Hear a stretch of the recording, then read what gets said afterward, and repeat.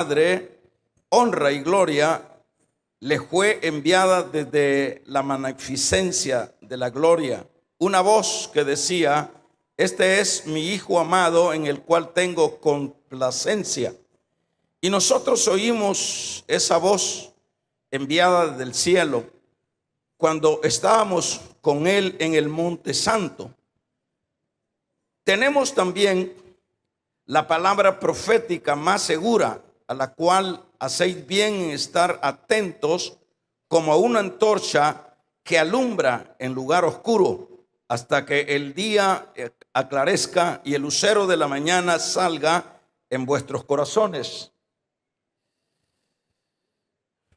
Entendiendo primero esto, que ninguna profecía de las Escrituras es interpretación privada, porque nunca la profecía fue traída por voluntad humana, sino que los santos hombres de Dios hablaron siendo inspirados por el Espíritu Santo.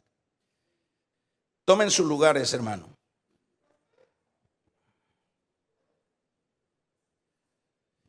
Testigos presenciales de la gloria de Cristo. Ese es el tema. Testigos presenciales de la gloria de Cristo. Quiero pedirle que esté atento a lo que vamos a ir hablando y enseñando, porque es provechoso por el hecho de que estos versículos uno los lee en muchas ocasiones y son un poco no fácil para irlos entendiendo. Por eso le pido su atención para que usted pueda irse nutriendo de todo lo que es la palabra. Bueno, en primer lugar, Pedro ha estado enfatizando a sus lectores que se mantengan en los principios, en la fe, en la bondad, en el dominio propio.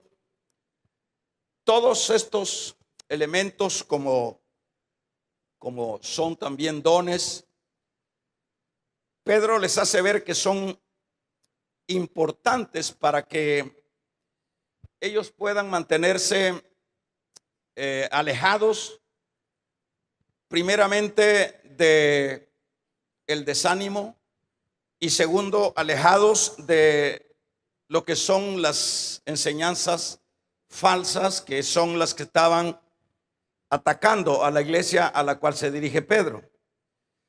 Esto nos hace ver, hermanos, cómo la iglesia ha sido perseguida por diferentes formas de parte de Satanás para destruirla. Nosotros a veces hablamos de todas las herejías que se están dando hoy y todo lo que sale por ahí, pero esto es viejo. Esto es un asunto que desde el principio de la iglesia ha sido una lucha de Satanás en destruir a los seguidores de Cristo con muchas formas, por desánimos, por persecuciones y por las falsas enseñanzas. Las falsas enseñanzas son bien letales para la vida cristiana, por el hecho de que siempre los falsos le van a hablar de Dios y le van a hablar de la Biblia, y el hermano que no está fundamentado en la verdad de la palabra, bueno, usted ya conoce a muchos de ellos que luego están pensando y están tendiendo a seguir otras corrientes. En algunas ocasiones yo pregunto a algunos de ustedes: mire, ayúdame con esto para ver si usted está agarrando qué es lo que estamos haciendo, qué es lo que estamos enseñando. Y me preocupa, hermanos, en ocasiones cuando pregunto que alguien dice otra cosa. A veces no es por molestar, sino por hacer como un examen a ver si yo estoy esforzándome de una manera que valga la pena, o uno está hablando al aire, pues, personas que no están en lo que estamos. Y eso es bien peligroso. Y es eso lo que permite que luego el engaño cautive al que no está enseñado en la palabra. Entonces Pedro ha estado en esto y les ha dicho y ha enfatizado que él no se va a cansar de expresarles, de decirles, de insistir en las mismas cosas. En las mismas cosas se refería a la misma palabra, a la misma lucha por mantenerse en el lineamiento doctrinal. Eso es lo que dice Pedro, que no se va a cansar. Y es más, dice el apóstol que también, dice él, procuraría antes de su partida, que es lo que dice el versículo número 15, con diligencia, dice, después de mi partida, dejar lo que serían las cartas, que son estas que nosotros estamos estudiando. Las cartas siguen hablando, la palabra sigue hablando a la iglesia, y eso es lo que hoy nosotros estamos recibiendo de parte del apóstol Pedro, ¿verdad? Ahora, luego de que Pedro está actuando con esa enorme entrega paternal para sus destinatarios, Pedro, hermanos, va a pasar a otra fase en cuanto al versículo número 16 que leíamos. Cuando hablamos del versículo número 16, Pedro en ello lo que está plasmando en ello es la certeza de todo ese trasfondo del mensaje que él anteriormente ha venido transmitiendo a la iglesia. Siempre el mensaje fundamental de los apóstoles, si usted le pone atención a las cartas, al libro de los Hechos, el mensaje fundamental siempre, aparte de lo que es la salvación, es el regreso de Cristo. Pues eso es lo que Pedro en su caso ha estado enfatizando, de lo que ellos deben de saber. Ellos deben de creer con todo su corazón lo que él les ha estado predicando con respecto al regreso de Cristo, con respecto a las promesas de Cristo, porque como se ha dicho, que cuando vienen, hermanos, las pruebas, las dificultades, las estrecheces en la vida espiritual, lo que hace que el creyente siga adelante aún como sea la situación, siempre es la esperanza. La esperanza nunca muere. ¿La esperanza de qué?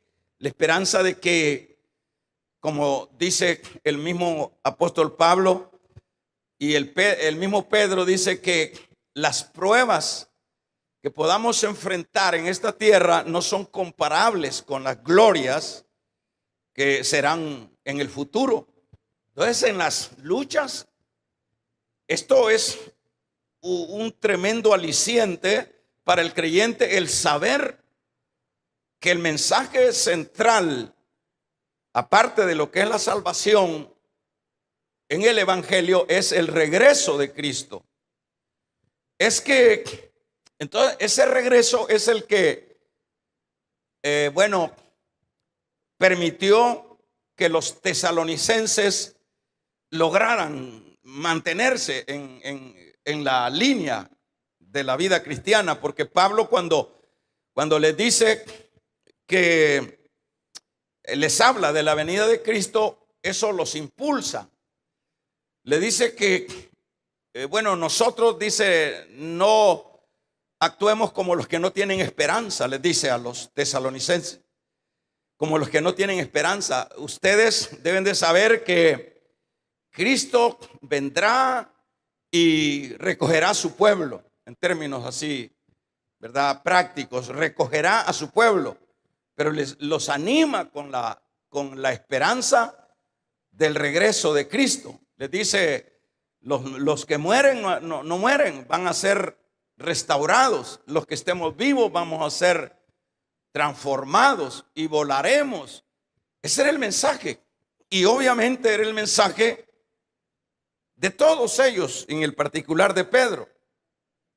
Entonces, luego de que les ha dicho, como mencionábamos, que les ha insistido en que ellos tienen que cuidarse y deben de ser creyentes de lo que han recibido como palabra, como enseñanza de parte de Dios a través de él, ellos deben, y entramos en este caso en el verso 16, ellos deben de estar seguros de esto. Y esto es por eso que decíamos a manera de tema, ¿verdad? A manera de tema hablábamos de los testigos presenciales de la gloria de Cristo. Por ejemplo, dice, porque no os hemos dado a conocer el poder y la venida de nuestro Señor Jesucristo siguiendo fábulas artificiosas, sino como habiendo visto con nuestros propios ojos su majestad.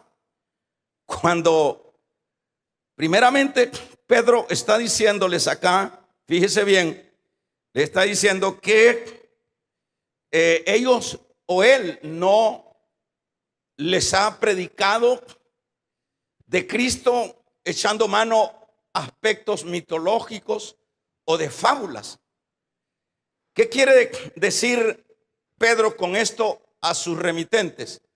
Lo que está diciendo que ellos deben de creer al testigo. ¿Quién es el testigo? Es Pedro en este caso. Ellos deben de creer que lo que ellos están predicando es la verdad de Dios, es la verdad de la esperanza, es lo que ellos lo corroboraron, es lo que ellos vieron. Por eso dice acá, porque la venida de nuestro Señor Jesucristo no se las hemos enseñado como hablándoles de mitos.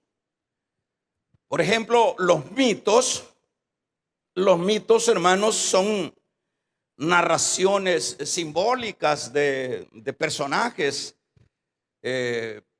Por eso se conocen mucho los asuntos mitológicos griegos, que hacían grandes imaginaciones, hablaban de los dioses, de los mundos, pero todos eran, como decíamos, narraciones simbólicas, que eso era todo.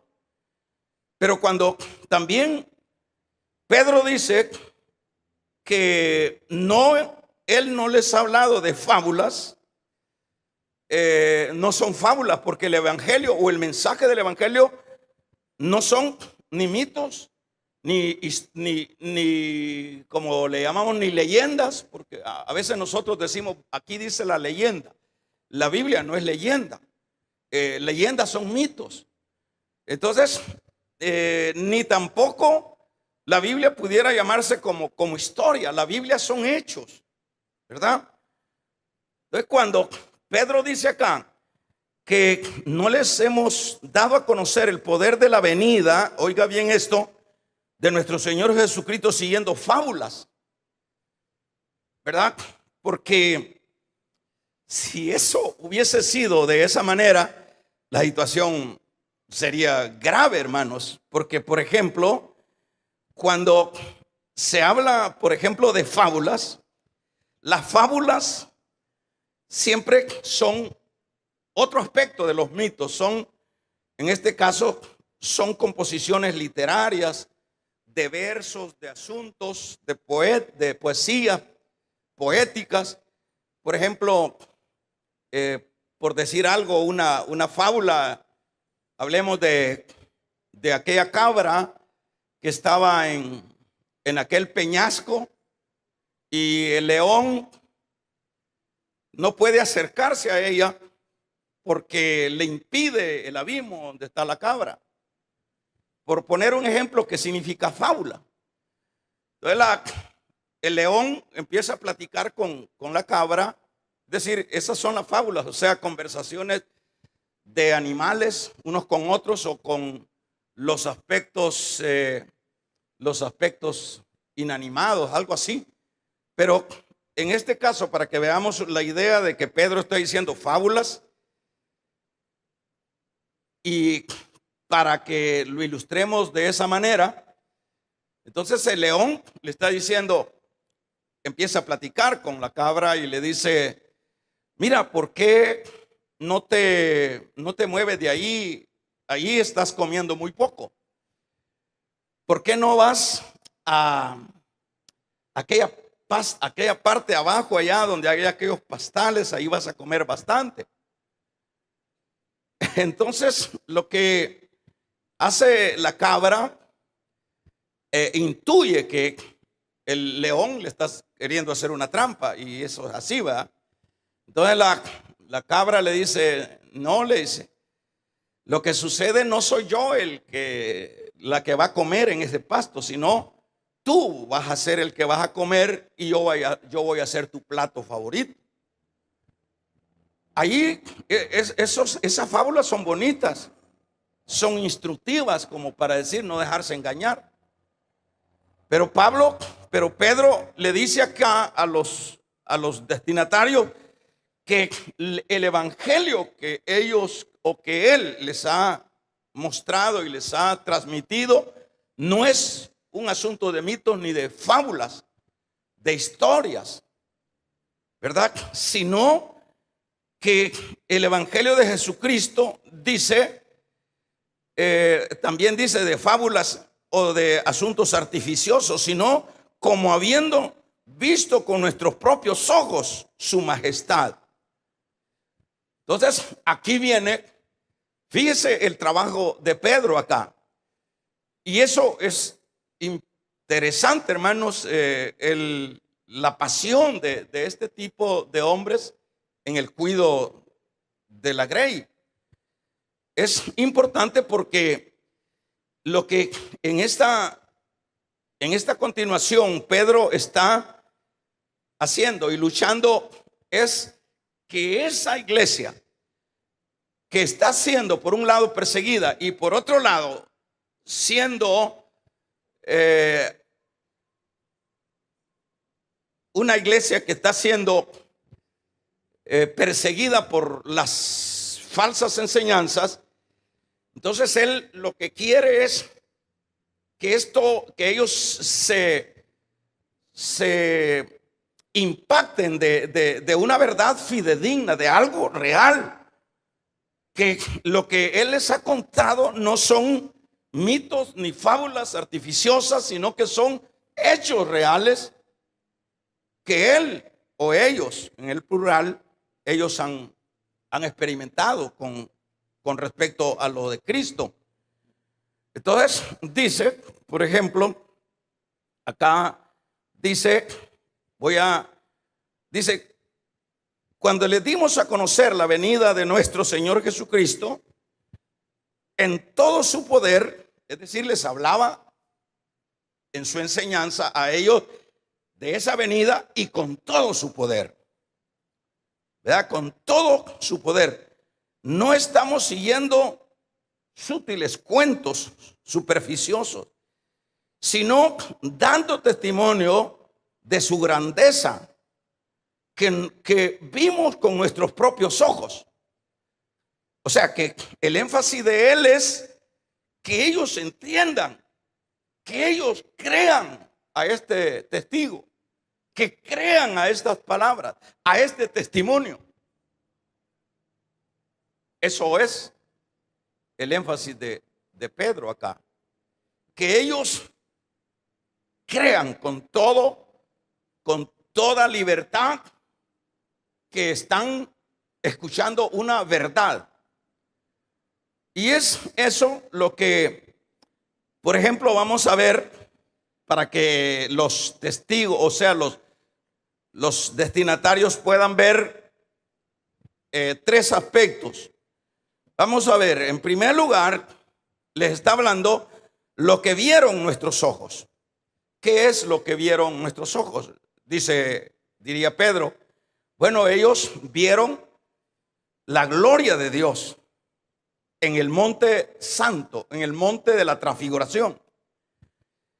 Vamos a ver, en ese monte, por ejemplo, dice el versículo número 17, pues cuando él recibió de Dios Padre honra y gloria, le fue enviada desde la magnificencia gloria una voz que decía: este es mi Hijo amado, en cual tengo contentamiento, o en cual tengo complacencia. Pedro está diciendo eso. ¿Por qué está insistiendo en eso? Porque quiere fundamentarlos en una verdad que no son fábulas. Quiere fundamentarlos que no son mitos griegos, el asunto de la vida espiritual, o el asunto de Cristo, o el asunto de la salvación, ¿verdad? Sino son realidades.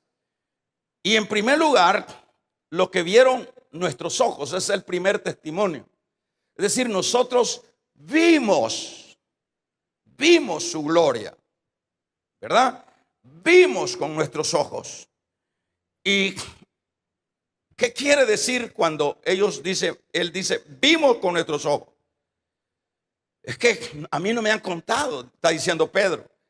A mí no me trajeron una noticia como yo se las estoy transmitiendo a ustedes. No, yo lo viví, y eso fue lo que 3 discípulos experimentaron en el Monte Santo. Dice, en el Monte de la Transfiguración, que hablan los evangelios.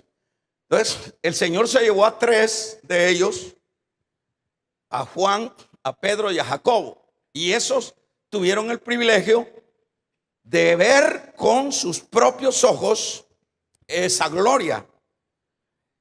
Pero aparte de eso, de sus ojos, también escucharon. ¿Qué es lo que estamos leyendo en el versículo 17? Ellos escucharon. ¿Qué escucharon? Pues cuando él recibió, es decir, él es Cristo, recibió de Dios el Padre honra y gloria.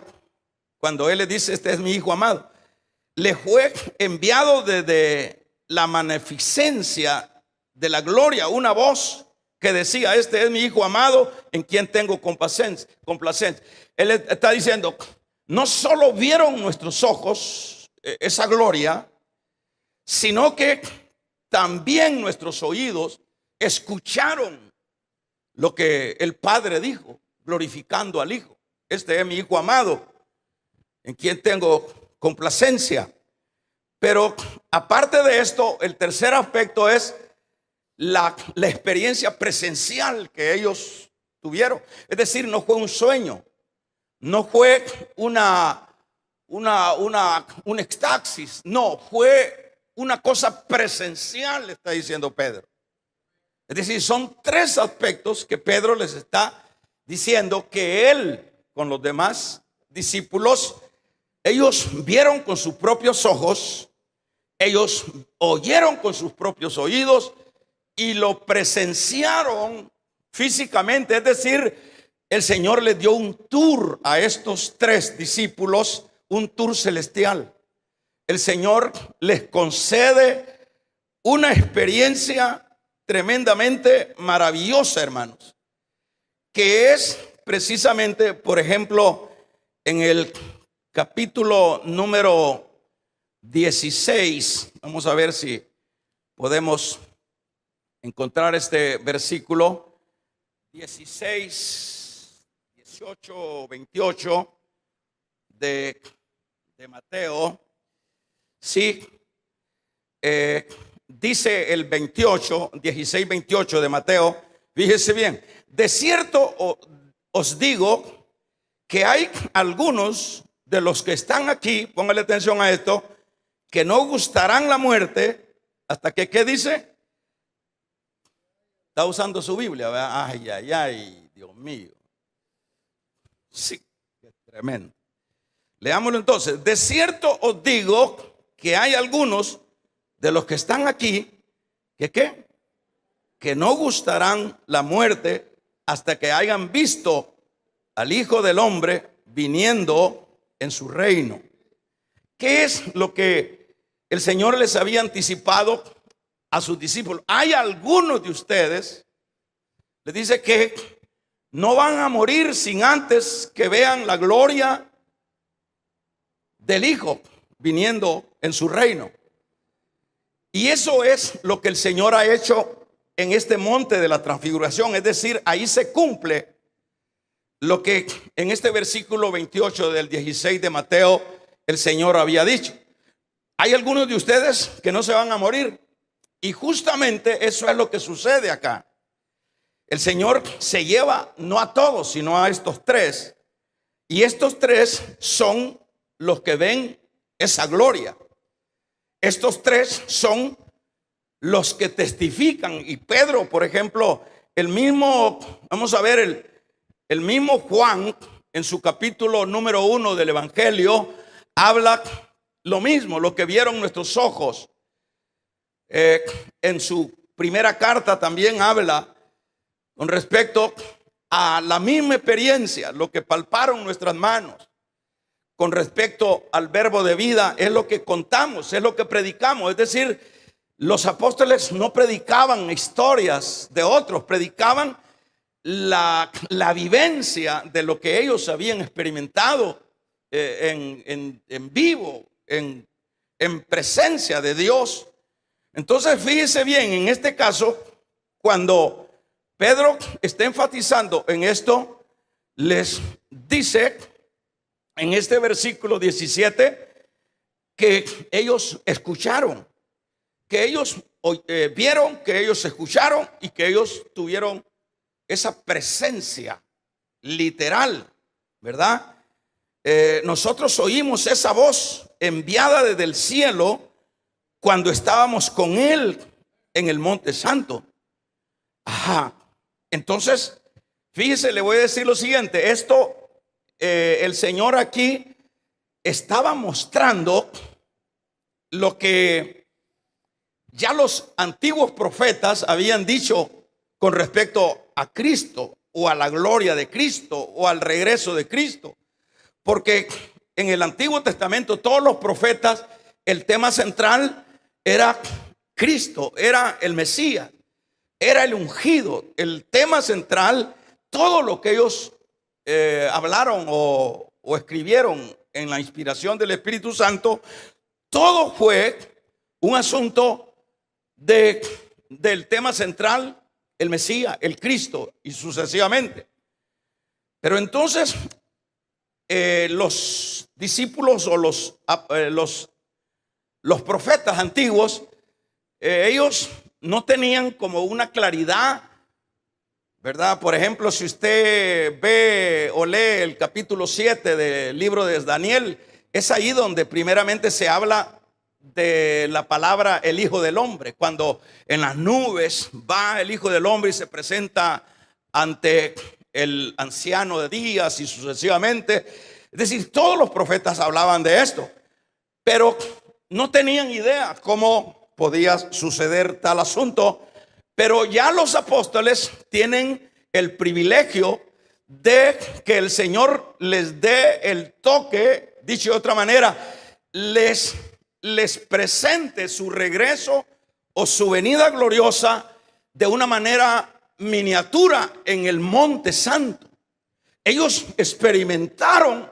¿Qué es lo que experimentaron ellos? Ellos experimentaron, aunque todavía no se ha dado el regreso de Cristo, el glorioso regreso de Cristo, a que va a reinar en el milenio acá en esta tierra, no se ha dado, pero el Señor se las anticipó a ellos.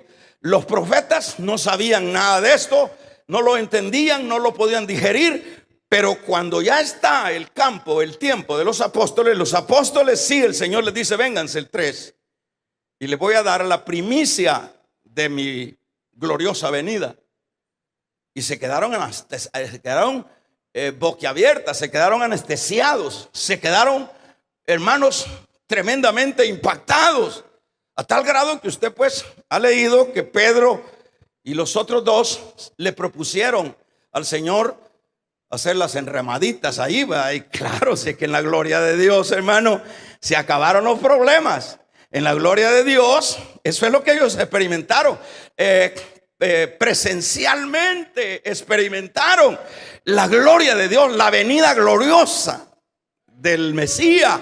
Se las mostró antes el Señor en esa ocasión, a tal grado que era tan satisfactoria esa gloria de Dios que se olvidaron de todas las hermanos, falencias de la vida, que se olvidaron de los compromisos, se olvidaron de los enfermos, porque cuando bajan del monte, por eso es que el Señor, la voz de arriba le dijo, a él escuchen, porque ellos dijeron, hagamos las enramadas, y luego vino la voz del cielo, de la nube, del Siquiná de Dios, que es lo mismo, hermanos, y le dijo, a él oíd. Es decir, esto, como para decirlo de esta manera, solo es una muestra de su futuro regreso, el que lo que a ustedes se les ha manifestado. Solo es una gloria. Todavía hay mucho que hacer. Amén. Pero lo interesante es que ellos se olvidaron de todo, y eso va a ser así. Cuando ya venga ese reino de Dios, se acabarán las congojas. Dejaremos de mandar estos mensajes para sanidad. Vamos a regalarle ofrenda de palma, porque allá hay vida, porque allá hay esperanza. Se acabarán, hermanos, las tristezas. Entonces, le digo eso en la base de que ellos se olvidaron. Ellos, no, quedémonos aquí, si aquí está rico. Que mejor si le hacemos una enramada a cada uno de ellos y aquí nos estamos. No, luego el Señor les dijo, vámonos. Y luego que bajaron del monte estaba el hombre aquel con el hijo endemoniado, y que los otros 9 que habían quedado los tenían todos surombados a puros bibliazos y no le habían podido sacar los demonios. Es como decir, no, la gloria es ese, hay solaz, hay vida, ya se olvidaron de todo, pero todavía, como le dijeron a Elías, largo camino nos resta. Vamos a regalarle ofrenda de palmas al Dios de la gloria. Entonces, en este caso, hermanos, eso es lo que les ha mostrado el Señor acá. Y eso es lo que Pedro está transmitiendo a los otros, que les está llegando un montón de doctrinas heréticas, que les están llevando por otro lado. Pero el énfasis de Pedro es, no, esto es de primera plana lo que les estoy diciendo. Yo lo oímos. La venida del Señor es eminente. La venida del Señor es un hecho. Ahora, entonces, ellos tuvieron ese privilegio. Por eso se cumple ahí lo de 16 de Mateo, versículo 18 o 28, 18, ¿verdad? Entonces, ahí se cumple. Muchos de ustedes no van a morir antes de ver a la gloria de Dios en su presencia. Y eso es lo que ellos experimentaron. Ahora, como la línea que lleva Pedro es sentar en el corazón de sus lectores esta verdad para que no se muevan, esta verdad para que ellos se robustezcan en la fe. Por ejemplo, veamos a continuación, Pedro insiste, dice, nosotros oímos, y en el verso 19 viene otra parte donde Pedro va a enfatizar la realidad de lo que él les está diciendo. Él está siendo testigo fehaciente, pero dice, tenemos también la palabra profética más segura, a la cual hacéis bien en estar atentos como a una antorcha que alumbra en el lugar oscuro hasta que el día aclarezca y el lucero de la mañana salga en vuestros corazones, Pedro dice, aparte del testimonio que yo y los otros apóstoles estarán dando en algún otro lugar, Pedro dice que, bueno, si ustedes tienen duda de lo que les estoy transmitiendo, de la venida de Cristo, y que nosotros somos testigos de esa gloria, y que nosotros vimos, que nosotros oímos, y que nosotros estuvimos presencialmente ahí disfrutando ese momento. Aparte de esto, si no les basta, está la palabra profética. ¿Qué significa la palabra profética? La palabra profética significa lo que decíamos que los apóstoles, o más bien los profetas, es lo que profetizaron en todo el Nuevo Testamento. Por ejemplo, le voy a decir algo para que tengamos una base. Cuando en el Génesis usted, por ejemplo, lee que para vestir a Adán y a Eva tuvo que haber muerte. Y eso fue lo que profetizó el mismo Señor ahí.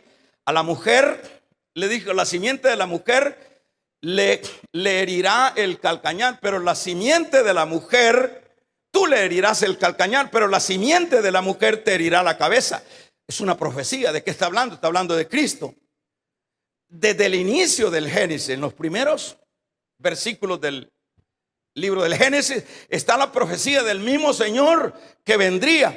Y la profecía es ahí que ese sacrificio, que eso que él había hecho, matar animalitos para vestirlos a ellos y quitarles las hojas que tenían como vestimenta, está dando también un mensaje profético que el que redimiría a los pecadores iba a morir, iba a dar su vida. Todo el Antiguo Testamento son, hermanos, expresiones proféticas. Por ejemplo, si usted lee los Salmos, cuando David habla que está ante los toros, líbrame de los búfalos, todo es un asunto profético. Y aparte del sufrimiento, de la gloria de Cristo. Entonces, si no les basta, dice Pedro, si no les basta el que yo les estoy dando un testimonio fidedigno, personal, no me lo contaron, yo lo viví, yo vi esa gloria. Amén. Entonces tenemos la palabra profética a la cual hay que estar atentos. Eso es lo que dice el verso 19, y lo vamos a leer de otra manera. Esto ha venido a confirmarnos la palabra de los profetas, a la cual ustedes hacen bien en prestar atención, como a una lámpara que brilla en lugar oscuro, hasta que despunte el día y salga el lucero de la mañana en sus corazones. Dice Pedro, la palabra profética. Dice de otra manera, este asunto no son mitos, estos asuntos no son sacados de la manga de la camisa, esto de la venida de Cristo, esta es la gloria de Cristo. Este es un asunto que los mismos profetas lo hablaron, Dios los usó a ellos para hablar de esta verdad, y por lo tanto hay que estar atento a esa palabra. Y eso es lo que nosotros también debemos de recibir esta noche. Nosotros también, por supuesto, para nosotros es esta palabra y debemos de estar atentos. Nosotros no podemos dudar, porque muchos creyentes, hermanos, muchos creyentes llegan a un punto cero por las diversas situaciones. Muchos creyentes se vuelven ateos, de veras. Yo estaba viendo un argentino terrible, un hombre que lo usaba a Dios y ahora es un gran ateo. ¿Por qué es, hermanos, por qué se llega a sucumbir de esa manera? Porque nosotros debemos de estar, hermanos, atentos. Nosotros debemos de estar despiertos. Nosotros tenemos que movernos. Damos un amén. Nosotros tenemos que animarnos. ¿Y a dónde nos vamos a animar, hermanos? En el testimonio de testigos fehacientes y en la verdad de la palabra, porque la palabra es viva y es eficaz La palabra es viva. La palabra no nos va a fallar. Dice el Salmo, es lumbrera y es lámpara en nuestro camino. Entonces, que un cristiano se haga ateo, eso es el 2 por 1. Eso es rápido. Por eso es que el creyente nunca, nosotros como creyentes debemos de ser muy prudentes, hermano. No debemos de meternos a líos que no son convenientes. A veces nos exhibimos con el mucho saber. Y ese fue el error de los fariseos. Por eso les dijo el Señor, la letra mata, mas el espíritu edifica. O sea, el creyente, mejor que te alaben y no te alabes tú. El creyente debe siempre saber que somos vulnerables. El creyente siempre debemos de estar conscientes que si Él no nos ayuda, nosotros no podemos. Nosotros debemos de estar siempre conscientes, hermanos, que el que empezó la buena obra, Él es el que la va a terminar, no soy yo. Que es la parte que me corresponde a mí. Yo debo ser creyente. Yo de eso, no de mitologías ni de artificiosas cosas raras o de fábulas de viejas, dijo Pablo allá a Timoteo. Nosotros debemos de estar fincados en el testimonio de los profetas. Debemos de estar fincados en el testimonio de los apóstoles. Nosotros debemos de estar fincados en la palabra profética. Vamos a regalarle ofrenda de palmas al Dios de la gloria en la palabra profética. Pues la palabra dice acá, tenemos también la palabra si les basta, si no les basta, la palabra profética más segura. Esta Biblia, estas letras que están, es lo más seguro. Esto es lo más seguro, lo más poderoso. Esta palabra han querido destruirla por 2000 años y no han podido. Esta palabra la han quemado a tal grado que, por ejemplo, los religiosos, los sacerdotes católicos religiosos, toda esa gente privaron la palabra. Nadie podía leer la Biblia, todo era privado, solo el Papa podía leerla. Hasta que un día, es decir, la habían centralizado todo para ellos, hasta que un día, hermanos, Martín Lutero, ya hace poco, pues no estamos hablando de muchos, y esto es una lucha, halló en un lugar ahí de unos cajones viejos, halló una Biblia y fue, hermanos, allá a la carta a los romanos, donde habla el justo vivirá por la fe, y se levantó el gran movimiento de la reforma y, hermanos, surgió el evangelio, siguió avanzando. El evangelio no lo va a detener nada, porque esta palabra es viva. Esta palabra no son, hermanos, fábulas, no son historias, no son leyendas. Esta es la palabra. El cielo y la tierra pasará, pero esta palabra no pasará. Fuertes esas palmas al Dios de la gloria. ¿Cuántos creen lo que dice esta palabra? Que Él vendrá en las nubes del cielo. Levante la mano los que creen. Yo lo creo. Porque la palabra de Dios es infalible. La palabra de Dios es inerrable. La palabra de Dios no tiene contradicción. Entonces Pedro dice, bueno, si no les basta mi testimonio, está la palabra profética, más segura. Y deben estar atentos, que es como el lucero que aparece en la mañana. O sea, la palabra tiene, Pedro le da ese énfasis, ¿verdad? Dice, se lo leo de nuevo, la cual hacéis bien en estar atentos. O sea que cualquier movimiento, cualquier nueva doctrina, atentos a la palabra. Cualquier cosa que anden diciendo que ya viene Cristo, váyanse a la palabra. Porque dirán, he aquí, está en el desierto, no creáis, dice el Señor. Amén. Porque así como un relámpago que sale allá en el oriente y se pone al occidente, así será la venida del Hijo del Hombre. No crean, créanle a lo que está la palabra. No crean a chismes, no crean a nuevas doctrinas, no crean, el evangelio es práctico. Eso es lo que debemos de. Así que, así como el lucero de la mañana salga en vuestros corazones. Así Pedro piensa. Entendiéndose primero esto, que ninguna profecía de la Escritura es de interpretación privada. En este sentido, lo que se entiende es que ninguna de lo que está acá como palabra es un asunto privado de alguien, como decía así, como de los papas. Nada de eso. Entendí eso primero, que ninguna profecía de las Escrituras es de interpretación privada. Es un asunto de que usted, yo, podemos pedir la dirección del Espíritu Santo y vamos a ir entendiendo. Por lo menos aquí estamos entendiendo algo. Yo estoy entendiendo bastante. ¿Y usted, hermano?